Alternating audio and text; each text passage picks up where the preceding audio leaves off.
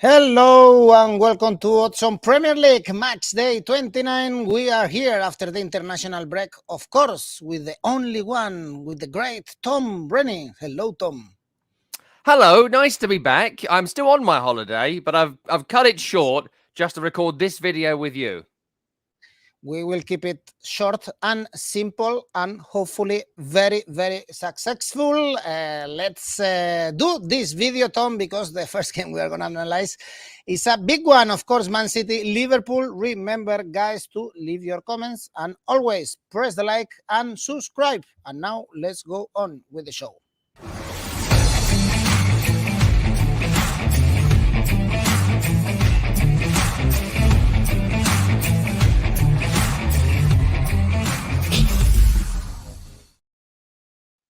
Good holidays, Tom, so far? Enjoying everything?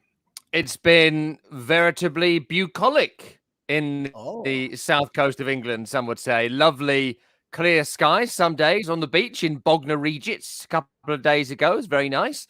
But it is still England, so going on the beach still requires a hat, gloves and a coat. But that's all right. It's better than being at my house.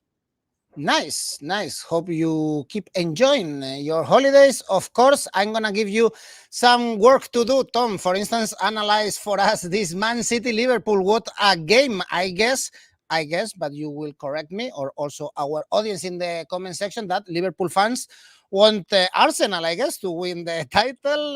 They can be the judge, actually, because they play Man City now, then they have Chelsea in the middle of the week, and then Arsenal the following weekend. And Liverpool, remember that they are out of the Champions League. They lost also to Bournemouth in the last two away games. Whereas for Man City, we left them, Tom, with 6 consecutive victories, and with Haaland scoring and heading. You throw him a fridge and he had it, but now he missed actually the international break with Norway. Yes, I mean, look, in terms of missing international break, I'm not one to say people are lying to us, but was he injured? Or was he just like, no, I think I'll take these 2 weeks off, thank you.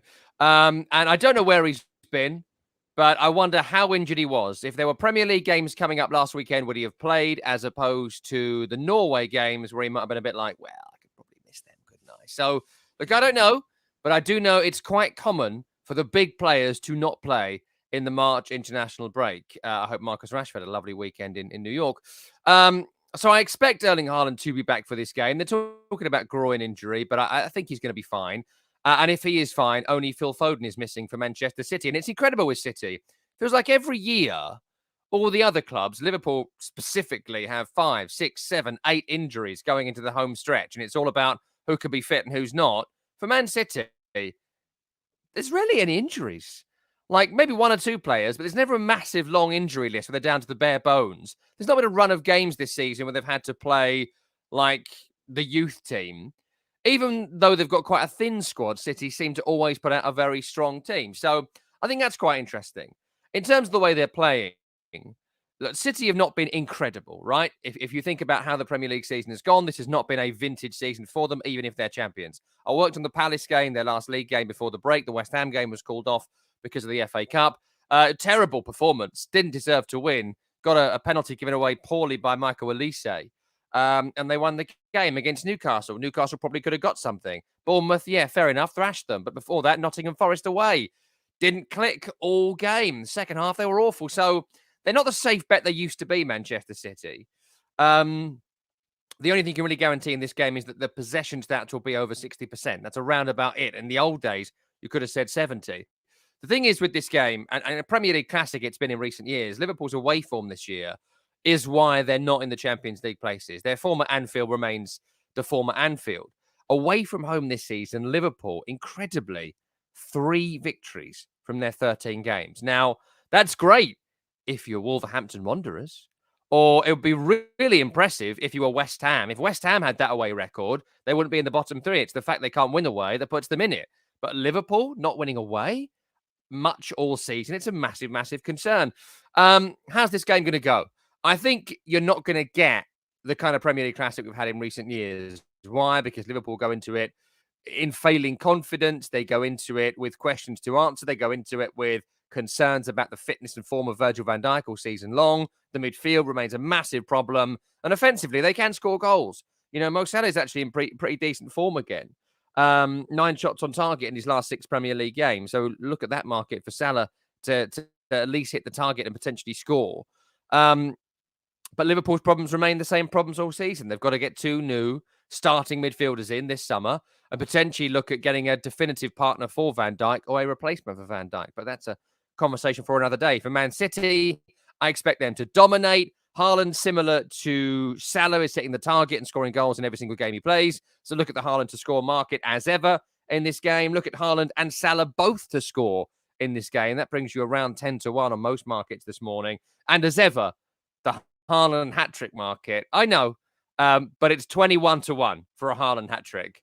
It seems short and crazy, but it just keeps on happening. So if he is fit, I think he'll score at least 1 goal in this game. Go City. Go both teams score. Go City over 60% possession and look at the Salah and Haaland markets. Okay, Man City to win and Haaland to score, for instance. Wanchuk is telling us you can spice it up with also both teams to score. Jess Hey M is optimistic with Liverpool to win. You have to be very optimistic, especially seeing Liverpool's performances outside Anfield Road.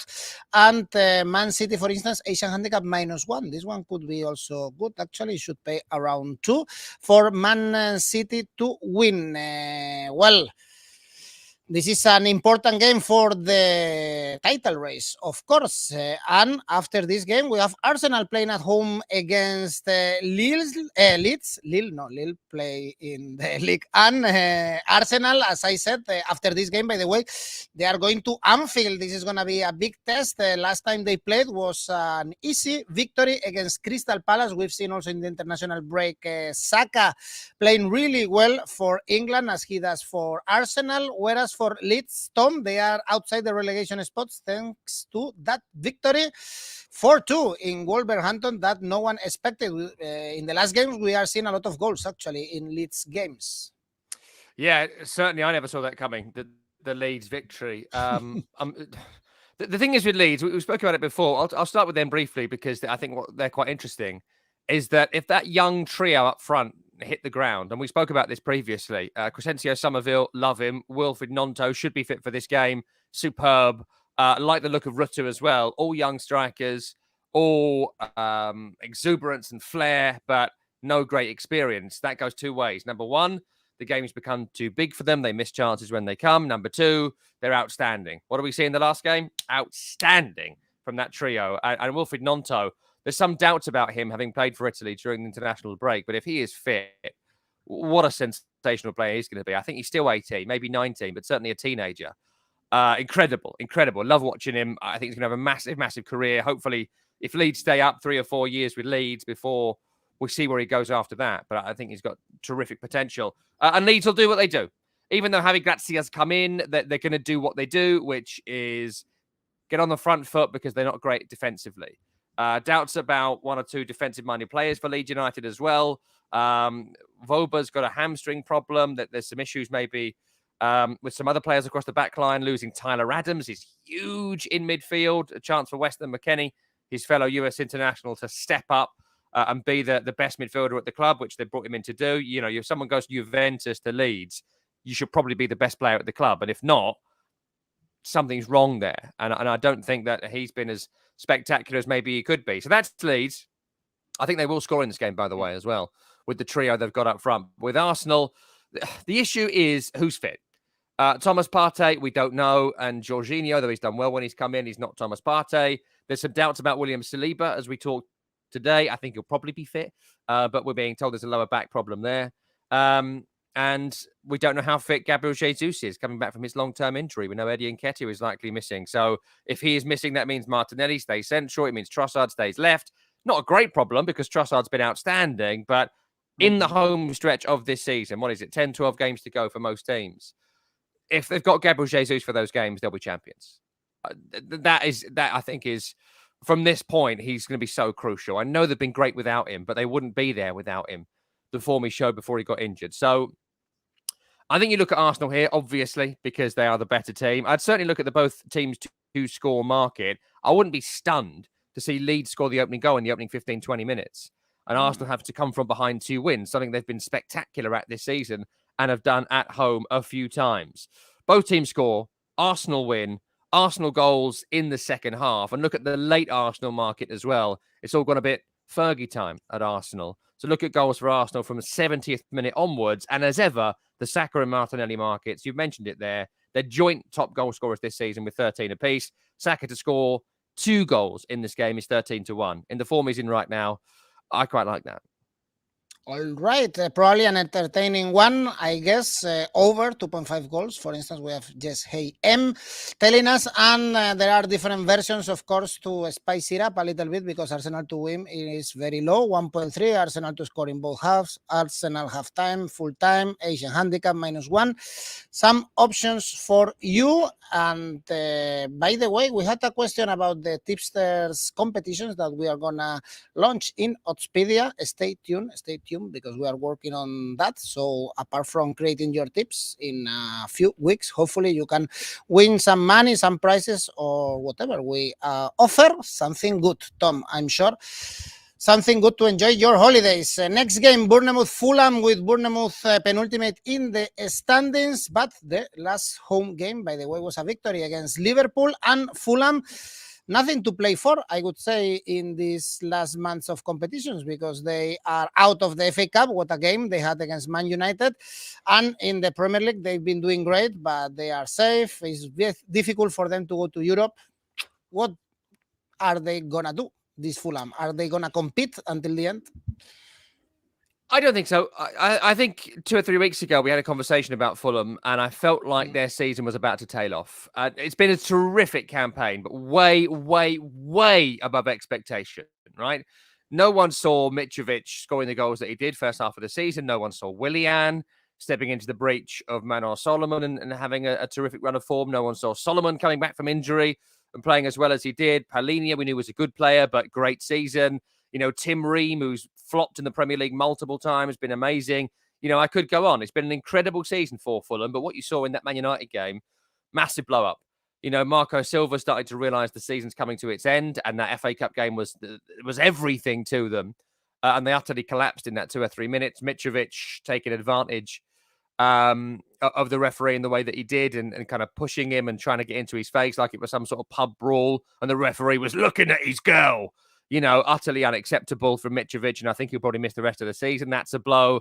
You know, still a great season for Fulham if they don't get another point in the next 11 games. They will, probably not here, but they will get more points this season.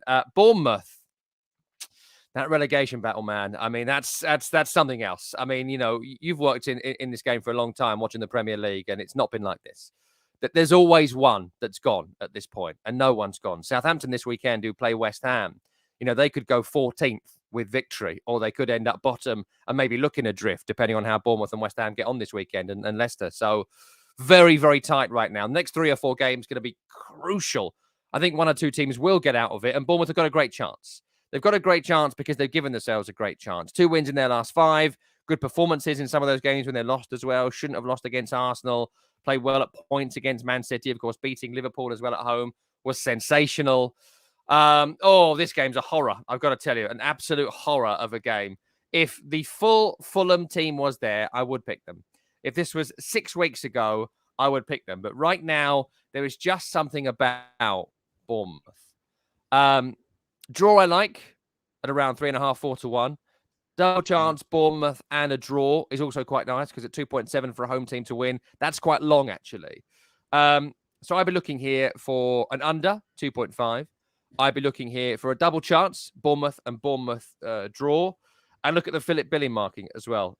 Scored 2 in his last 3.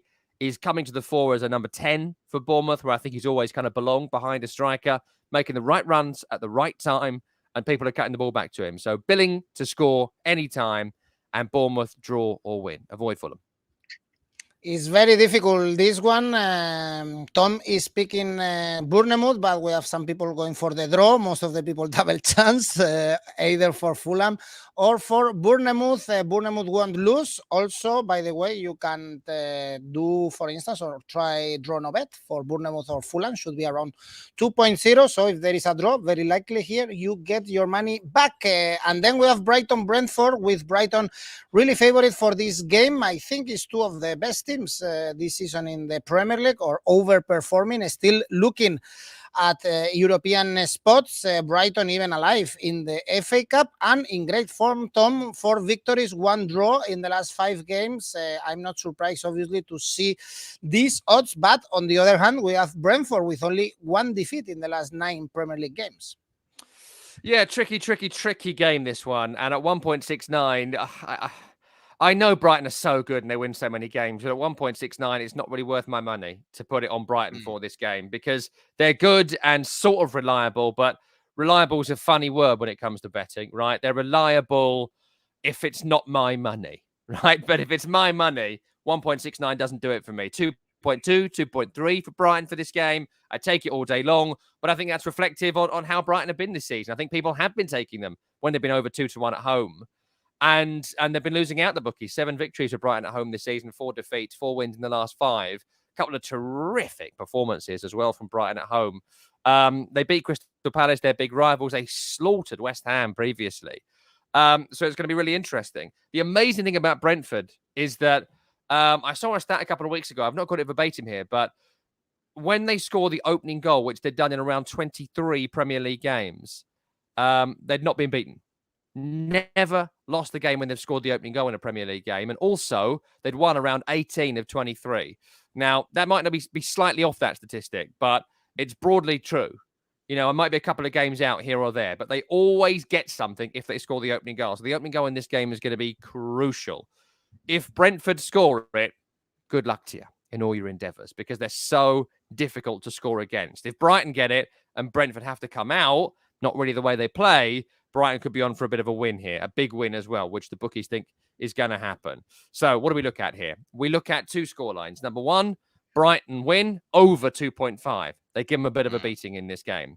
And that's 2-1. That's 3-1. That's goals at both ends. Or we look at Brentford win, no goals conceded. Look at Brighton Fulham a couple of weeks ago. Very tight. First goal wins it. It went to Solomon and Fulham in the last couple of minutes. So there's two scorelines here I like. I wouldn't go the draw market. I pick one of those winners. And I would just tip for Brighton, only because the bookies fancy him so much and the bookies are rarely wrong. Look at Brighton.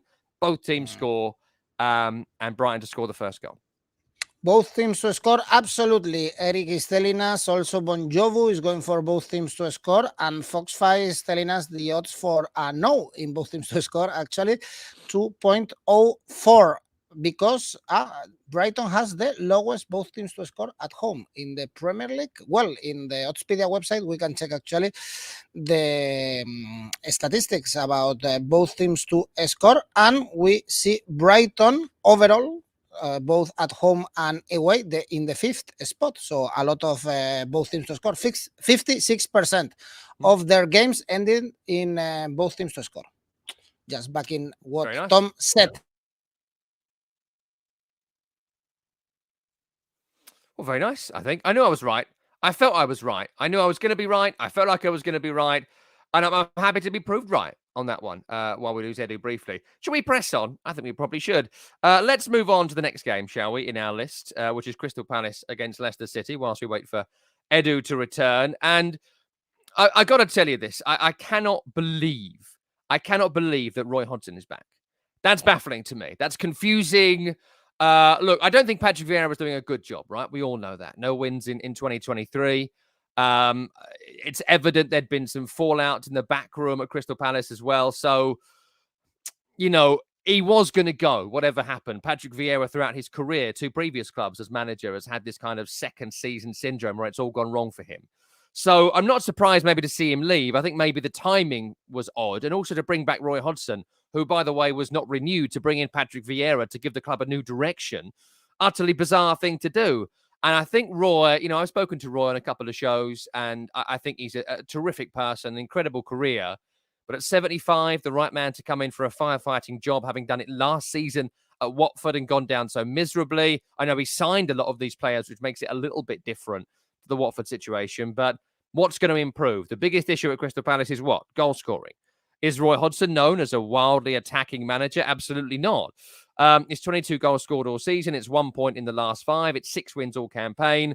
And it's a month of games against their nearest rivals. I think they will win some of these, but not this particular game.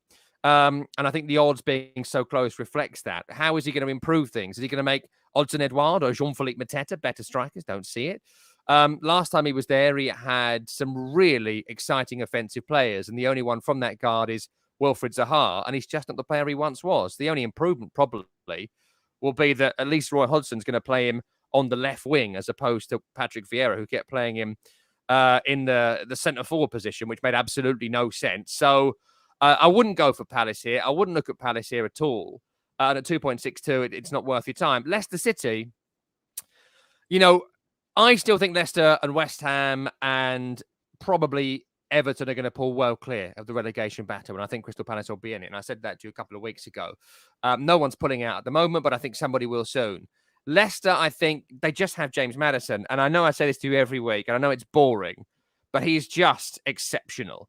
And I look at Lucas Paqueta, and I look at James Maddison, and I think if Lucas Paqueta is getting a game for Brazil, and he's garbage, James Maddison will be starting every single game for Brazil. So I was delighted to see Maddison playing for England in the most recent game at Wembley against Ukraine. And I think he's just a world-class talent. I think he's just below that level and needs some better players around him, hopefully at Leicester, but better players around him to get on the end of what he does. His through balls are exceptional. His free kicks are incredible. His corners are top-notch. He's the captain of the team now. And I think he will get them out of it almost single-handedly. This game's all about creativity. I think Palace don't have it. I think Leicester do have it. And despite Leicester's patchy form themselves, almost identical to Crystal Palace, though they drew their most recent game as opposed to the 4 straight defeats coming the other side of the draws. So don't discount draw market at 3.5. Double chance it with Leicester City and look at the James Maddison market as you always should. When it comes to Leicester City. He's their top scorer. He's their captain. He's their best player. And you can look at James Maddison to score in this game from outside the area for around 10-1. I like that one a lot. But pip for Leicester.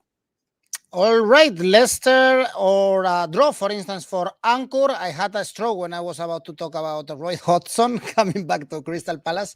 He's 75. I was checking and he kicked me out of the live stream. But we are back to analyze the next game. Tom, is Forest Wolves, another relegation 6-pointer with Forest 2 points above relegation, losing to Newcastle in the last game with Wolves 3 points above relegation. The defeat we commented before against Leeds, 3 defeats in the last 4. We saw a bounce when the Lopetegui arrived, but you were not convinced actually about Lopetegui. Perhaps now it's time for Wolves to go down again.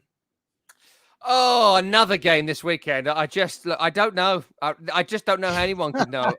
I'll try and pick out some bits for people to bet on in this game, but the relegation battle, usually there's a couple of safe ones and there really isn't right now. Look at the Wolves game against Leeds 2 weeks ago for an example of it.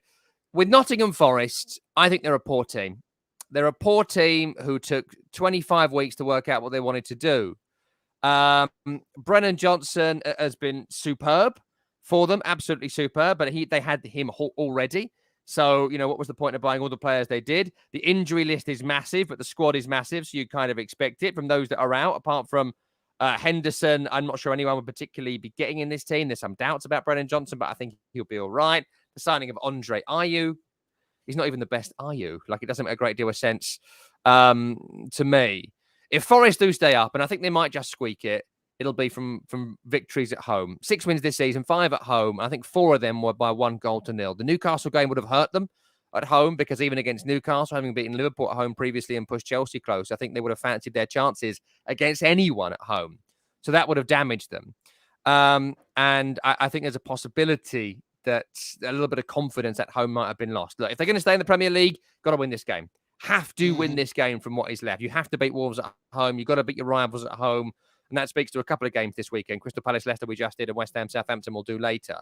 But Forest, if they are to win, if you want to back Forest, you back them to win without conceding. A couple of games this season, they've won 1-0. They simply should not have done, but they somehow kept the opponent out. Nick a goal, shut it down.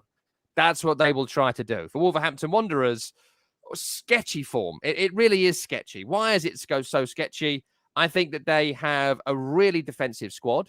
They brought in a slightly less defensive manager than the previous manager, but still a defensive-minded manager. And I think that game last time out against Leeds would have left Lopetegui a bit bewildered. I mean, look at him on the sideline, screaming at officials, screaming at everyone. Was it Nunez on the bench was sent off for screaming at the referee? I think that's since been rescinded, but that they all totally lost it, Wolverhampton Wanderers, in the last game. I think they're going to try and build it on defensive solidity. And I like Craig Dawson. I like Collins. I like Kilman. Good players, but they're about right for where they are in the table. I'd expect that defense to be great in the Championship and terrific in the kind of relegation battle we've got here. So, awful game. Go the under. Go the under, right? Because I just don't see it being another 2-4. If that happens, it's going to happen without anyone having bet on it, as you saw from last week or the week before. Go the under.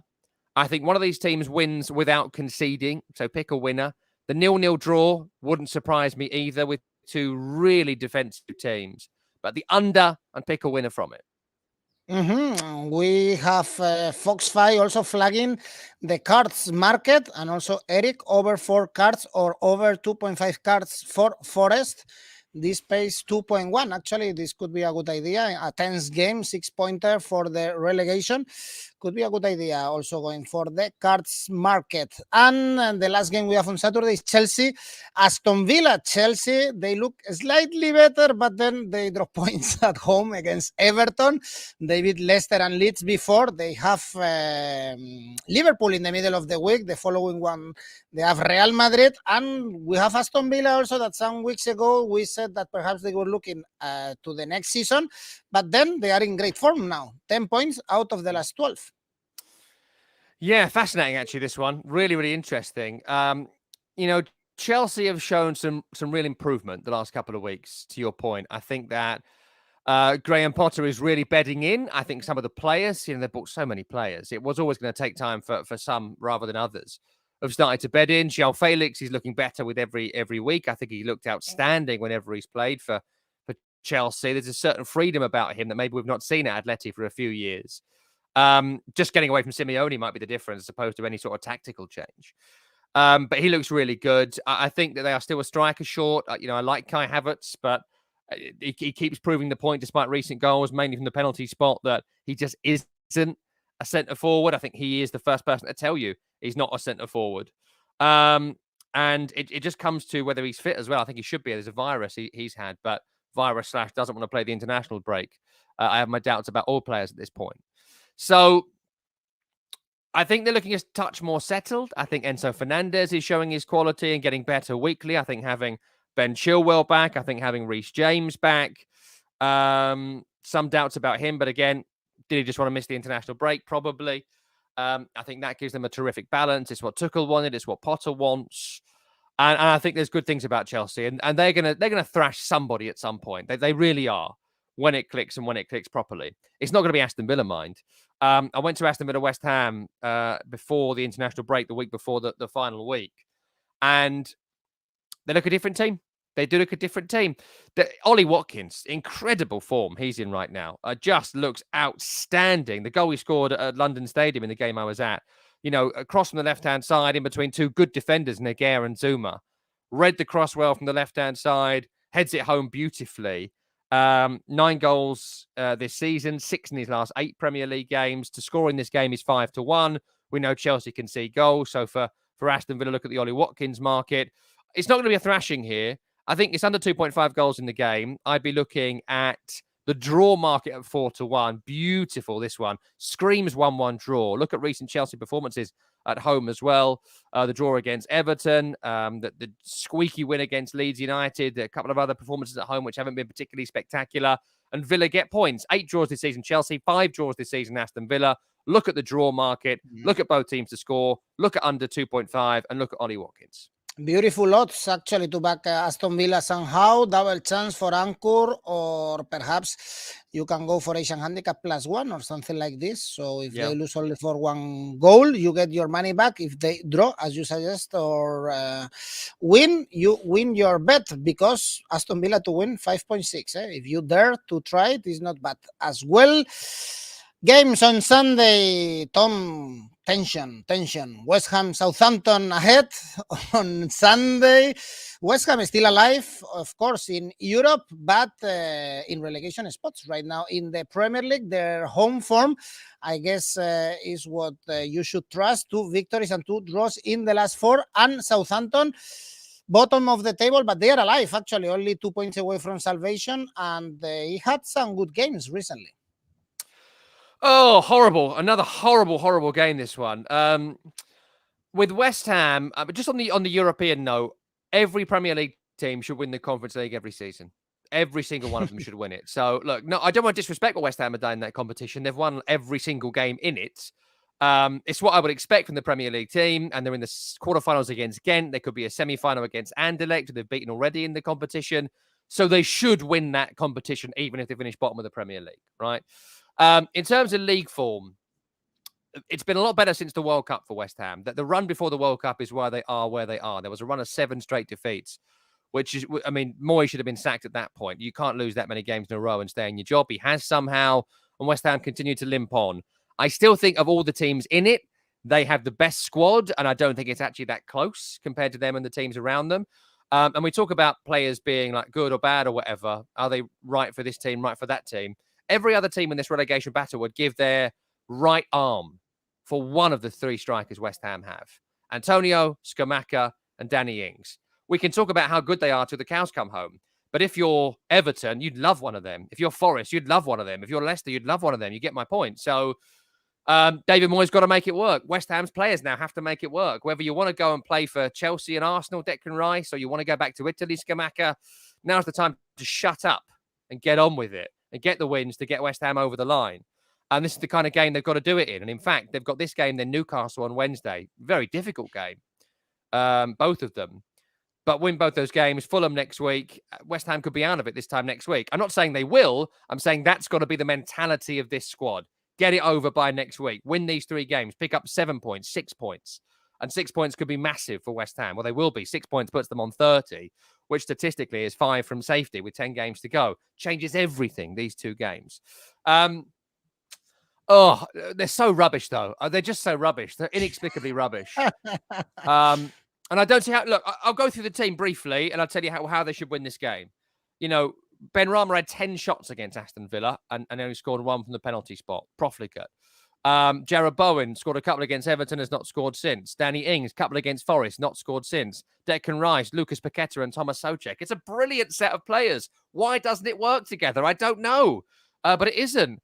Naya Faguer, World Cup semi-finalist. Kurt Zuma, Premier League winner. You know, you go on and on and on here. And yet they can't win games. And Southampton, they would be relegated right now, but for their away form. That is why they're still in the Premier League. They have got 4 wins this season away compared to West Ham's 1 away. Just 9 goals scored for those 4 wins, by the way. They've won it by keeping it tight away from home, beating Chelsea 1-0, beating Everton by 2-1, getting a draw at Old Trafford against Manchester United. Again, they should have won, by the way, they played in that game. So at 5-1, I wouldn't discount Southampton because that's nice. Because West Ham, they just crumble. And it's inexplicable how they are still just stumbling on through this season. They should be nowhere near this relegation battle. Nowhere near it. And yet they are in the bottom 3, not just in it. They're currently going down. So West Ham have to win. That'll bring tension to the stadium. Look at the James Ward-Prowse market. Southampton won this game last year and have a pretty decent record against West Ham in the last few years at home, when West Ham are at home. James Ward-Prowse to score from outside the area, 11-1, I think is a pretty decent one. But look, go under 2.5. I actually think West Ham are going to win. I think West Ham are going to win this game by 1-0 in a very tense game because they just have to win. And historically, if not recently, they have shown a pedigree for winning games at home against the rubbish teams. If Southampton score first, though, Southampton go on to win. So first goal, absolutely crucial. First goal goes on to win under 2.5. Feel free to pick a winner. 5-1 for Southampton is interesting, but I would pick for West Ham to win this by a goal to nil. Well, you were mentioned the quality up front for West Ham, and the top scorer of West Ham this season only has 5 goals. Unexplicable. Tyson is going for an under, of course, and a draw for Adam. Very low odds if you trust West Ham. Only 1.8 for them to win this game.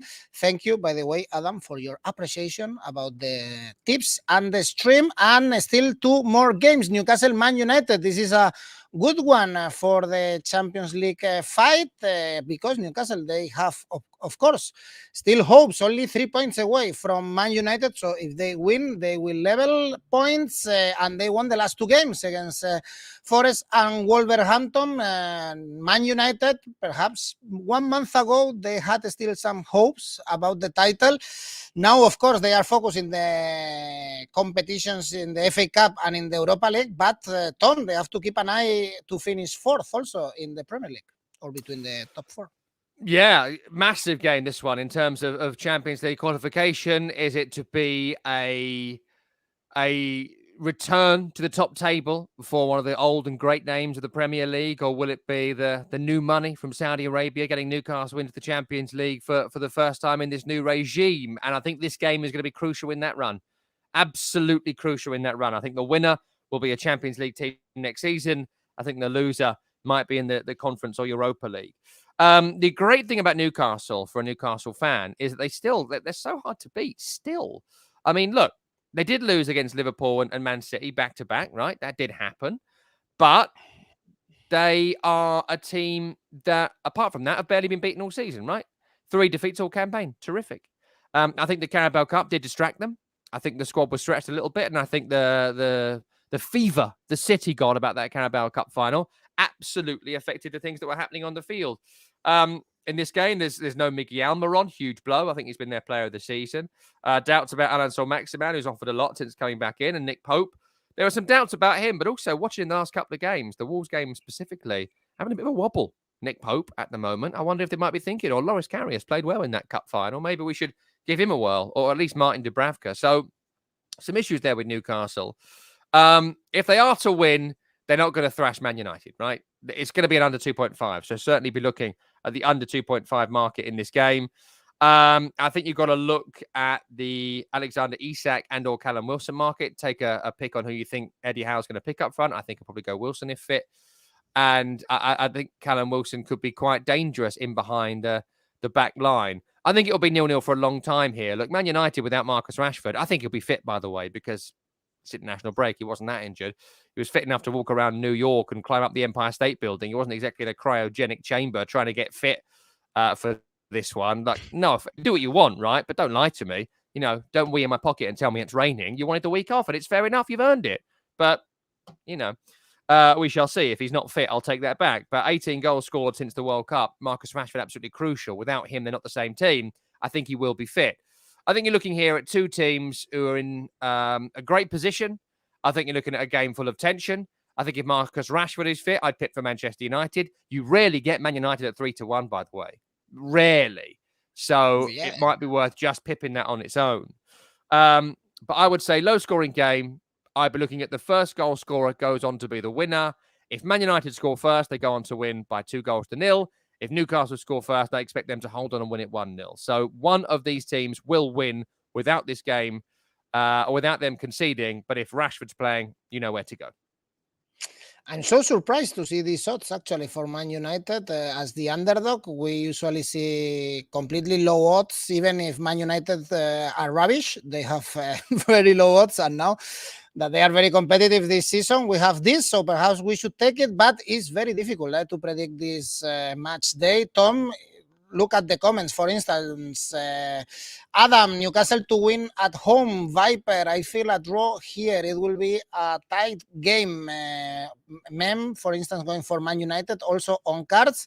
Or Eric going for a lot of goals. Hopefully, we see a lot of goals, but so difficult to predict. Also, the last one, Everton-Tottenham, is the last game we have on Monday evening, and here we have very good odds, actually, to back Everton, because at home, actually, they've been good recently. 3 victories and 1 defeat in the last 4 games. More competitive, of course, with Sean Dyche, and we have to see how Spurs react without Conte. Probably good, Tom. I think the players were fed up about Conte. Yeah. So probably it's a good idea getting rid of the Italian manager for Tottenham.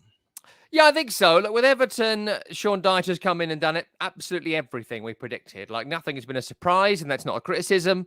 But he's come in and got them more competitive. They want to win games. They're running harder. They get corners. They try and score scrappy, crappy goals and hold on to the result they have. When a goal has gone in, good luck scoring against them. It's a pretty good method of staying in the Premier League, and that's why they've got 5 points in the last 3 games.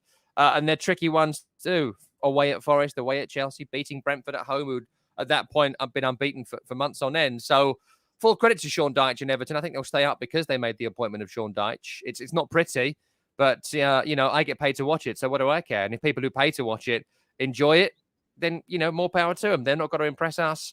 I think that they are a team that will do exactly the same thing again. They will look to get towards the end line. They'll look to put a cross in. That cross will be blocked. And then they'll try and score from the resulting corner. So look at the Everton to score from a corner market, as you should every single weekend when it comes to Sean Dyche's Everton. For Tottenham, Antonio Conte never wanted the job. He disrespected the club almost every single day. He disrespected the fans by not giving the club the kudos they deserved. He never wanted it. He took it because the money was on offer, and more power to him. But it was just a horrible appointment. He just didn't want to be there the entire time. It was almost like a forced marriage in the end, and it's good that he's gone. Surprised they've let Stellini continue, considering that when he was in charge, he just did the same thing. He's not going to change it here, Stellini, long-time Conte lieutenant, and he'll just see out this season. I thought Ryan Mason would be a more obvious change because he might be able to at least implement a slightly different style of play. Stellini's not going to do anything different. Going to be 3, going to be 2, going to be wing-backs, going to be another player in there up front, probably Kane, behind the 2 strikers. They switch around. You already know. I think this could be an Achilles heel for Everton because Tottenham are not going to be all-out attack offensive, even though Conte has gone. Low scoring, under 2.5. Look at Everton score from a corner, but I just fancy Tottenham. I just fancy them because it's the kind of game that some will say it's the kind of game they usually lose. I disagree. I think it's the kind of game they usually win. Why? Because Everton are going to be nervy.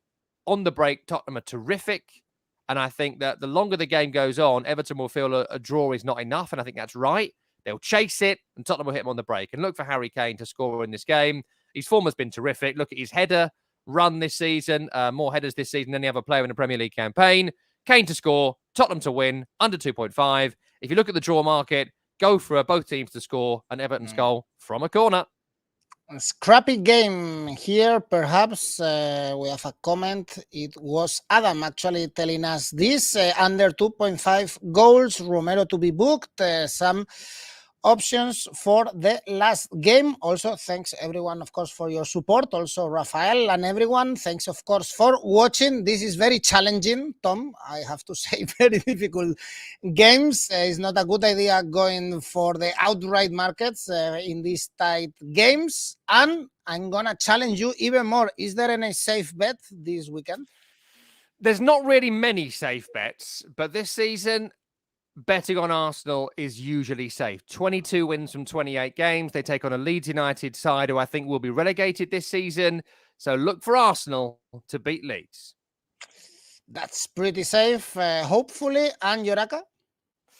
3-team ACCA this week. The 2 usuals are in there. Man City against Liverpool at home. Go for that. Look at Arsenal to beat Leeds, as mentioned. But to spice it up to make some money, a personal pick for me is Leicester City to go to Crystal Palace and win. I think the Hodgson appointment is a disaster. I think Palace are in free fall and Leicester have James Maddison. How many times have I got to tell you? If they've got Maddison, they've got a chance. Leicester win, 3-team ACCA, above 6-1 for this weekend. That ain't bad.